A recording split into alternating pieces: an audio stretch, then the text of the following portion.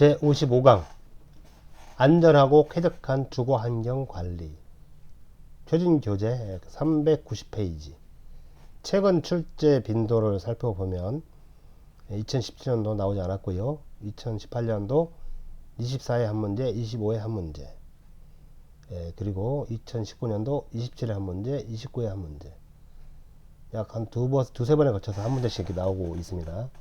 안전하고 쾌적한 주거환경 관리.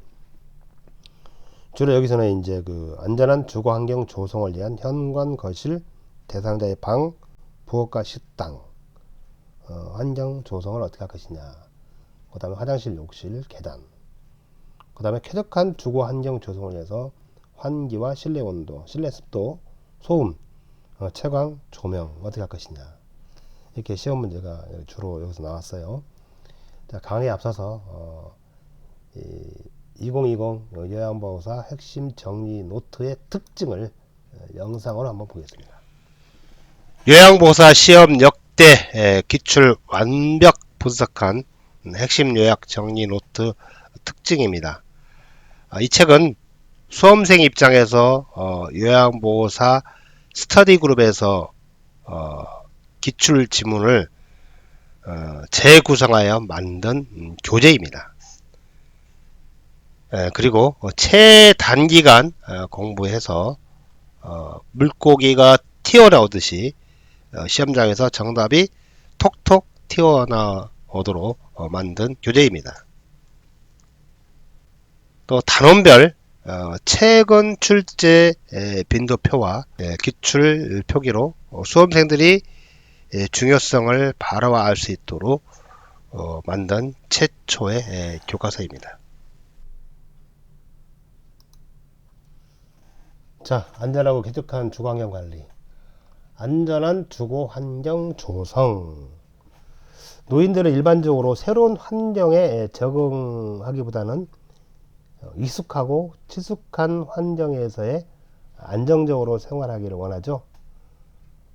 노인뿐만 아니라 전문 사람들도 다 그런 것 같습니다. 그래서 안전하고 쾌적한 주거 환경은 대상자의 건강을 유지하고 자립성을 높이는 데 중요하고요. 대상자가 안전하면서도 건강을 유지하는 데 도움이 되는 쾌적하고 청결한 주거 환경을 조성할 수 있도록 지원을 해야 합니다. 그러면 이 안전한 주거 환경 조성을 위해서 위한 기본 원칙은 뭐냐? 대상자와 가족의 희망사항을 고려하여 환경을 조성하고 일상생활 동작, ADA라고 그러죠. 일상생활을 영위하는 데 필요한 기본적인 신체 활동이 일상생활 동작인데요. 일상생활 동작에 맞게 기능적이며 자립성을 높일 수 있는 환경을 조성해야 합니다. 다음으로 자연재해나 화재, 비상사태에 대해서 안전한 환경을 만들어 주는 게 좋습니다. 다음으로 사생활을 존중하면서 사람들과 교류를 할 수 있는 공간을 만들고 주택 개보수를 할 때는 경제적인 상황을 포함해서 대상자가 더 편안하게 지낼 수 있는 환경을 조성할 필요가 있습니다. 이게 안전한 주거환경 조성을 위한 기본 원칙이고요. 다음으로 안전한 주거환경 조성을 위해서는 현관은 어떻게 할 것이냐. 현관에는 계단이나 문턱이 있으면 경사를 설치하고 휠체어가 쉽게 통과할 수 있게 입구의 폭을 넓힌다. 이게 시험 문제 나왔어요. 24회, 19회 때. 경사로 설치 24회. 입구의 폭을 넓힌다. 19회. 조명은 현관 밖과 발밑을 비칠 수 있게 해야 한다. 이게 설치하고요. 문고리는 열고 닫기가 용이하도록 막대형으로 설치한다. 막대형으로 설치. 24회 때 나왔어요.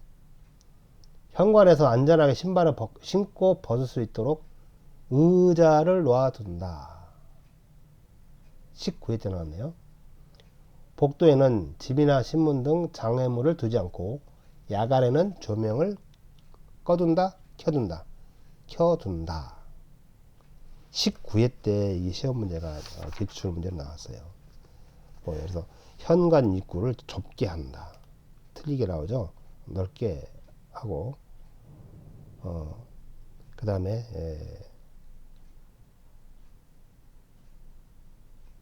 현관은 경계를 위해서 문턱을 설치한다. 이러면 안 되죠. 자, 다음에 거실 보겠습니다. 거실. 출입구에 문턱을 없앤다. 1회 때 나왔어. 1회 때. 출입구에 문턱을 없애야 되고, 햇빛이 잘 들고 가족들의 모습과 목소리를 들을 수 있는 곳이 좋고, 거실은 거실 바닥은 평평하게 하고 가능한 한 물건을 두지 않는다. 물건을 두지 않는다. 24에 낙상할 수도 있고 넘어질 수도 있고 그러니까요. 다음에 독거노인 응급 안전 시스템을 설치를 하는데, 이 독거노인 가정에 화재나 가스 감지 센서, 응급 호출기 등을 설치해서 응급 상황에 상시 대응하고 안전을 하기 위한 시스템이 이제 독거노인 응급 안전 시스템이다. 독거노인은 이렇게 설치가 필요하죠. 다음에 대상자의 방, 조용하고 햇빛이 잘 비치는 남향, 남동향이 좋다. 화장실이나 욕실은 가깝게 하고 출입구의 문턱은 없앤다. 다음에 대상자가 자주 쓰는 물품은 항상 손에 닿는 위치에 둔다. 물품은 항상 손이 닿는 위치에 둔다. 3회 때 나왔고요. 햇빛을 차단하지 않도록 창가에 물건을 두지 말고, 24회 때 나왔습니다. 창가에 물건을 둔다. 창가에 물건을 두지 말아야 한다. 이게 24회 때 나왔고요. 커튼은 얇은 것과 두꺼운 것을 병용하여 온도와 채광, 소음 등을 조절한다.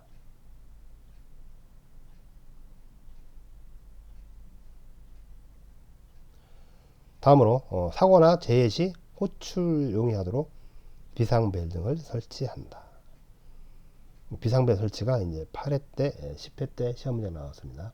사고나 재해 시 비상벨을 설치한다. 부엌과 식당, 싱크대 및 가스레인지는 대상자의 손이 닿는 높이로 조정하고, 일상생활에 자주 사용하는 물건은 손이 쉽게 닿는 곳에 정돈을 한다. 식탁은 실체에 앉아서도 이용할 수 있는 것으로 하고, 높이는 대상자의 앉은키와 실체의 높이를 고려한다. 식탁보다 빨기 쉽고 더러움이 눈에 띄는 밝은 색으로 하며, 식탁보를 얘기하는 거예요. 식탁보는 빨기 쉽고 더러움이 눈에 띄는 밝은 색으로 하며 발에 밝히지 않는 길이로 조절한다. 다음은 화장실과 욕실. 출입문의 문턱을 없앤다. 넘어질 경우에 대비해서 문은 깨지지 않는 재질로 한다. 안전손잡이는 대상자가 쓰기 편한 쪽이나 마비가 없는 쪽, 그쵸?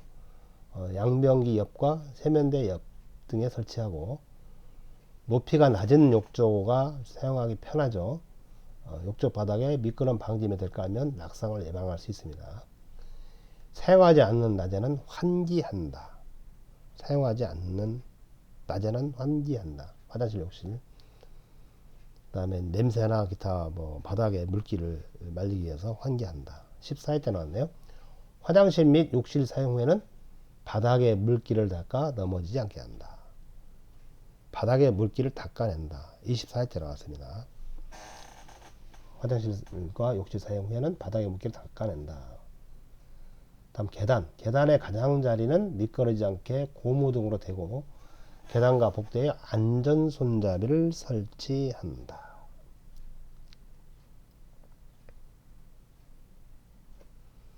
다음에 안전 손잡이 사이에 의복이 끼거나 걸리지 않게 한다. 일직선의 계단은 오르고 내리는 데 부담이 크므로 한 번 쉴 수 있는 장소가 있으면 좋다. 19회 때 나왔어요. 어떻게 나왔냐면 계단은 일직선으로 설치한다 라고 됐어요. 틀린 지문으로. 일직선의 계단은 오르고 내리는데 부담이 크다고 했어요. 그죠? 그래서 중간중간에 쉴 수 있는 장소가 있으면 좋다라고 했습니다. 다음에 계단을 내려갈 때 그림자가 생기지 않게 발 밑에 조명을 설치한다. 다음, 쾌적한 주거 환경 조성. 표준교재 393페이지가 되겠습니다. 자, 기본 원칙. 기본 원칙은 대상자와 가족의 희망사항을 고려하여 환경을 만들고요. 대상자의 건강 상태 등을 고려하고 대상자의 사생활을 고려하여 조성을 하는 게 기본 원칙이 되겠습니다. 그럼 쾌적한 실내 환경 조성을 위해서는 환기는 어떻게 하고 실내 온도는 어떻게 하고 그 다음에 실내 습도, 소음, 채광, 조명을 어떻게 해야 되는지 한번 살펴보도록 하겠습니다. 자, 환기는 하루에 몇 번? 하루에 두세 시간 간격으로 3번. 하루에 두세 시간 간격으로 3번. 최소한 10분 내지 30분 환기한다. 환기할 때는 바람이 대상자에게 직접 닿지 않도록 주의한다. 간접 환기를 해야 돼요. 이것도 11회, 27회 때 시험 문제가 나왔습니다. 환기 시에는 바람이 대상자에게 직접 닿도록 한다. 틀린 지문 나왔죠. 직접 닿지 않도록 한다. 다음에 실내 온도. 실내 온도는 여름에는 22 내지 25도, 겨울에는 18 내지 22도씨가 쾌적하다. 이거 알아두세요. 여기뿐만 아니라 다른 곳에서도 시험 문제 많이 나옵니다. 실내 온도는 여름에는 22 내지 25도, 겨울에는 18도, 22도가 가장 쾌적하다. 국소 난방보다는 전체 난방이 바람직하다. 27회 때 나왔습니다. 어떻게 나왔냐면 전체 난방보다는 국소 난방이 좋다. 이게 바꿔서 냈어요. 국소 난방보다는 전체 난방이 좋다 이거죠. 알아두시고, 목욕 전후에는 외풍이 없게 하고 실내 기온을 따뜻하게 유지한다. 겨울에는 실내 난방이 필요하고 보조 난방 기구를 갖추면 좋다. 다음은 실내 습도. 이것도 알아두세요. 몇 도? 40 내지 60%가 적합하다. 2회 때 25회 때 시험 문제가 나왔습니다. 2회 때 25회 때. 그리고 이제 29회 때도 시험 문제 나왔네요. 29회 때도. 아까 국소 난방도 29회 때 나왔고요. 또 습도 이 문제도 29회 때 시험 문제 나왔어요. 29회 때. 자, 정리해 볼까요? 아까 29회 때 나온 게 환기 때. 환기할 때는 바람이 대상자에게 직접 닿지 않도록 주의해야 한다. 간접 환기해야 된다. 이것도 29회 때 나왔고요. 그 다음에 실내 온도에서는 국소 난방보다는 전체 난방이 좋다. 27, 29회 때 나왔고, 실내 습도에서는 습도는 40 내지 60%가 적합하다. 2회 때, 25회 때, 29회 때 나왔다고 했습니다. 다음으로 습도가 너무 낮으면 호흡기 점막과 피부를 건조시키고 땀 증발을 가소시켜서 오한이 생기기 쉬워요. 습도가 또 너무 높으면 불쾌감을 느끼게 하죠. 대상자들은 많은 시간을 가정이나 요양시설 내부에서 생활하므로 하루에 20-30번 햇빛을 쬐면 멜라토닌이 형성돼서 숙면에도 많은 도움이 됩니다. 그래서 하루에 20-30분간 햇볕을 쬐도록 하고 멜라토닌이 형성되니까 숙면에도 도움이 된다는 거죠. 다음 소음. 소음이 지나치면 당연히 수면 방해, 정신적 불안 등 건강에도 영향을 미치죠. 악영향을 미치므로 큰 소리가 나지 않게 주의한다. 다음 채광. 자연 채광은 밝고 습도가 낮으며 자외선에 의한 살균 효과가 있다. 자연 채광은 밝고 습도가 낮으며 자외선에 의한 살균 효과가 있다. 이것도 시험 문제 나왔어요. 10회 때. 다음에 채광에 의한 직사광선이 눈에 닿으면 각막에 장애를 초래하는 경우가 있으므로 어떻게? 커튼이나 블라인드 등을 사용한다. 직사광선이 눈에 닿지 않게 커튼이나 블라인드 등을 사용한다. 7회, 27회 때 시험 문제가 나왔습니다. 다음 조명. 계단 높이를 잘 볼 수 있도록 천장에 조명을 설치한다. 13회 때 나왔어요. 이동 시 발의 움직임을 볼 수 있게 무릎 아래쪽에 보조등을 달면 안전사고 예방에 도움이 된다. 당연하죠. 무릎 아래쪽에 보조등을 달면 안전하고 예방에 도움이 된다. 안전사고 예방에 도움이 된다. 배설물 등을 채울 때는 간접 조명보다는 배설물 확인 쉬운 직접 조명으로 전체를 확인하게 한다. 이것도 시험 문제 나왔어요. 5회 때. 배설물을 치울 때는 직접 조명으로 전체를 환하게 한다. 간접 조명으로 하면 안 된다 이거죠. 다음에 각종 가구의 문을 여 닫을 때에는 작동하는 전멸 등을 다는 것이 좋다. 문이 열렸는지 안 열렸는지 확인할 수 있죠. 닫혔는지. 다음 아까 이동 시 발의 움직임을 볼 수 있게 무릎 아래쪽에 보조등을 달면 안전사고 예방에 도움이 된다. 무릎 아래쪽. 29회 때 시험 문제 나왔네요. 무릎 아래쪽. 무릎 아래쪽. 무릎 아래쪽. 29회 때 시험 문제 나왔어요. 29회 때. 아시겠죠? 29회 때 시험 문제 나왔다고 표기해 주시면 좋아요. 다음에 배선물을 치울 때는 이제 직접 조명으로 한다라고 했습니다. 그 다음에 야간에는 화장실, 계단, 복도 등 넘어질 위험이 있는 장소에 조명을 켜둔다. 이것도 29회 때 시험 문제 나왔습니다. 야간에는 화장실, 계단, 복도 등 조명을 켜둔다. 복도 등에 조명을 켜둔다. 조명을 어느 한 곳만 지나치게 밝게 하면 밝은 곳에서 어두운 곳으로 이동할 때 눈동자가 조명 밝기에 적응하지 못하는 경우가 많죠. 그래서 어두운 곳을 더욱 어둡게 느껴서 낙상할 위험이 있으니까 조심하셔야 됩니다. 그래서 조명은 어느 한 곳만 지나치게 밝게 하는 게 아니라 고루고루 밝게. 그래서 낙상 사고의 위험이 높지 않도록 해야 된다 라고 되어 있습니다. 다음으로는 3. 청결한 주거 환경 조성. 청결한 주거 환경 조성. 기본 원칙. 대상자가 자주 사용하는 물건을 옮길 때에는 사전에 충분히 설명하여 동의를 얻고 변경된 위치를 대상자에게 알려준다. 변경된 위치를 대상자에게 알려준다. 다음 기본 원칙은 대상자의 물건을 함부로 처분하거나 옮기지 않는다. 다음으로 대상자가 이동 시 넘어지지 않도록 전기 코드 등 발끝에 걸리는 물건을 잘 치운다. 이걸 화재가 나지 않도록 가스레인지 주변에 인화성 물질을 놓지 않고 놓으면 안 되고요. 창틀이나 문턱 등에 먼지가 쌓이기 쉬운 곳을 자주 청소하고 삐걱거리는 문은 기름칠을 해서 잘 여닫히게 하면 좋습니다. 청소하기. 침실. 실내 청소를 할 때는 진공청소기나 잦은 걸레로 먼지를 제거하고 쓰레기가 많은 경우 빗자루에 물을 묻혀서 조심스럽게 닦아내고요. 침구는 아침에 정리하고 낮에는 활동할 수 있는 환경을 만들어주고 가정이나 대상자에게 동의를 구한 후 창문이나 문을 열어서 자주 환기를 시키는 게 좋습니다.